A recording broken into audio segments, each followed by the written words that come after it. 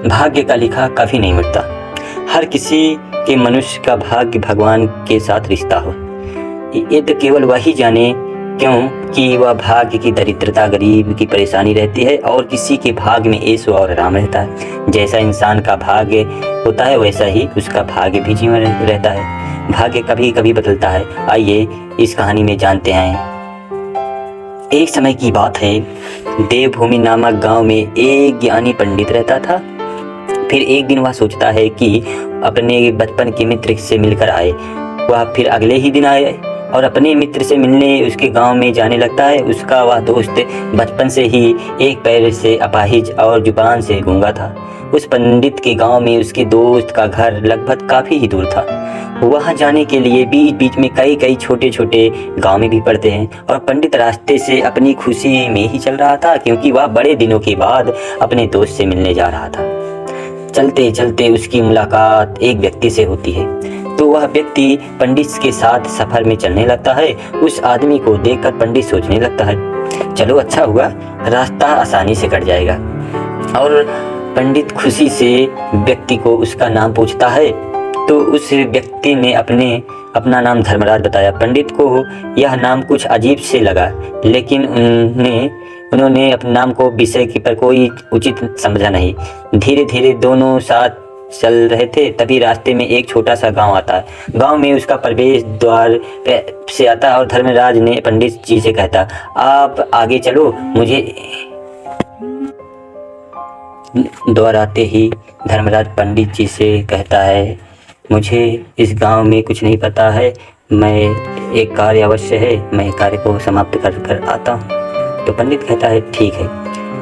वहाँ से चलने लगते हैं। कुछ ही देर बाद खबर फैली कि व्यक्ति को बैल के कुचल दिया है। जैसे जैसे बैल उसे व्यक्ति को कुचल दिया है, ठीक उसी धर्मराज पंडित के पास वापस आ जाता है। फिर दोनों चलना शुरू कर देते हैं। चलते चलते दोनों एक गांव के मुख्य द्वार पर पहुंचा। गांव के बाहर एक बहुत ही बड़ा आलीशान घर दिखाई पड़ा। वहीं आराम से सुविधा काफ़ी बढ़िया था और पंडित जी के दोस्त का घर अभी भी वहाँ बहुत दूर है। रात होने के कारण पंडित धर्मराज से कहते हैं, रात होने वाली ये सारा सफ़र दिन भर करते करते बहुत ही थक गया हूँ, भूख भी बहुत लगी है। यहाँ से भोजन करते हुए आगे का सफ़र अगली सुबह की ओर जारी रखेंगे। धर्मराज ने कहा, ठीक है, मुझे भी यहाँ पर किसी को कुछ पैसे देना है, तुम भोजन करके आराम करो, थोड़ी देर बाद आकर भोजन कर लूँगा। इतना कहकर वहाँ पर कहकर चल दिया। लेकिन कुछ देर बाद गांव में धुआं उड़ता हुआ दिखाई पड़ता है और देखते ही देखते पूरा गांव में आग लग जाती है। पंडित ने हैरानी से सोचा, यह धर्मराज तो कुछ गड़बड़ है, जहाँ पर जाता है कोई ना कोई अनहोनी अवश्य होती है। यह व्यक्ति कुछ तो अजीब है। लेकिन पंडित जी ने धर्मराज से पूछना उचित नहीं समझा। अगले दिन सुबह होते ही दोनों फिर से अपनी यात्रा को शुरू कर देते हैं। कुछ समय बाद आगे और एक गांव आ जाता है। धर्मराज ने फिर पंडित से कहा, आप आगे चलिए, मुझे इस गांव में अपने मित्र के भाई से मिलने जाना है, मैं उससे मिलने के बाद आपको आगे रास्ते में मिलूंगा। यह कहकर धर्मराज को चला गया। लेकिन पंडित इस बार आगे नहीं गया। वहीं पर खड़ा होकर देखने लगता है वह कहाँ पर जाता है और क्या करता है। तभी थोड़ी देर बाद लोगों की चिल्लाने की आवाज़ सुनाई देने लगी कि एक व्यक्ति को सांप काट लिया है, उसकी मृत्यु हो गई है। ठीक उसी समय धर्मराज फिर पंडित के पास पहुंच गया। लेकिन इस बार पंडित से रहा नहीं गया और उसने धर्मराज से पूछ लिया कि जिस भी गांव में तुम जाते हो उस गांव में अनहोनी जरूर ही हो जाती है, क्या तुम मुझे बता सकते हो ऐसा क्यों हो रहा है। तब धर्मराज मुस्कुराते हुए पंडित से पूछने लगे कि लगता है कि तुम बहुत ही ज्ञानी मालूम पड़े थे, इसीलिए मैं आपके साथ चलता आया, परंतु आप भी नहीं समझ पाए कि मैं कौन हूँ। पंडित ने कहा, मुझे पहले ही शंका हुई कि कोई तुम आम व्यक्ति नहीं हो, अगर आप अभी अपना परिचय देते तो मुझे भी बहुत आसानी हो जाएगी। धर्मराज ने जवाब दिया कि मैं लोगों के प्राण हरने वाला यमदूत हूँ और यमराज की आज्ञा से लोगों के प्राण हरण करता हूँ जिसकी उम्र पूरी हो चुकी है। पंडित से पहले की बात यह शंका थी, फिर भी धर्मराज के मुँह से बातें सुनकर पंडित जी कुछ क्षण के लिए घबरा गए। लेकिन फिर भी हिम्मत करके पूछते हैं कि अगर तुम सच में कोई यमदूत हो तो मुझे बताओ, अगली मृत्यु किसकी है।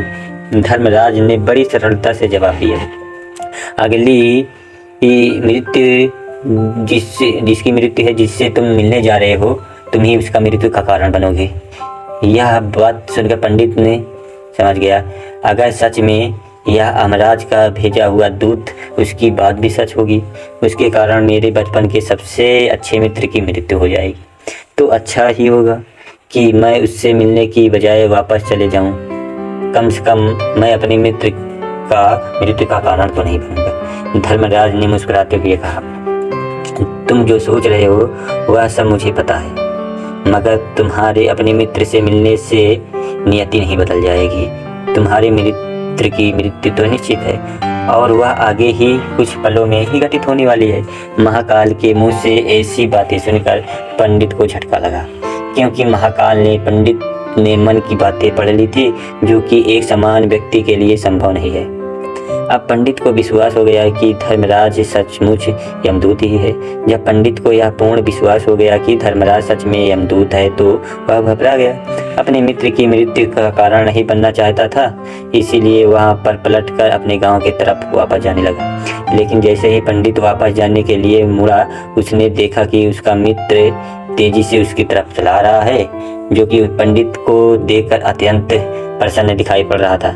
उसने अपने मित्र की गति को देखकर पंडित को ऐसा लगा कि जैसे मित्र काफ़ी देर से उसका ही पीछा कर रहा था, लेकिन वो तो बचपन से ही गूंगा था, लेकिन वहाँ पंडित को आवाज़ देकर रोक पाया था और न ही उस तक पहुँच पा रहा था। लेकिन वह जैसे ही पंडित के पास पहुँचा, अचानक ही अपनी ज़मीन पर गिर पड़ा, उसकी मृत्यु हो गई। पंडित एकदम से हक्का बक्का हो गया, धर्मराज की ओर देखने लगा, जैसे कि वह पूछना चाह रहा हो, आखिर क्या हुआ। धर्मराज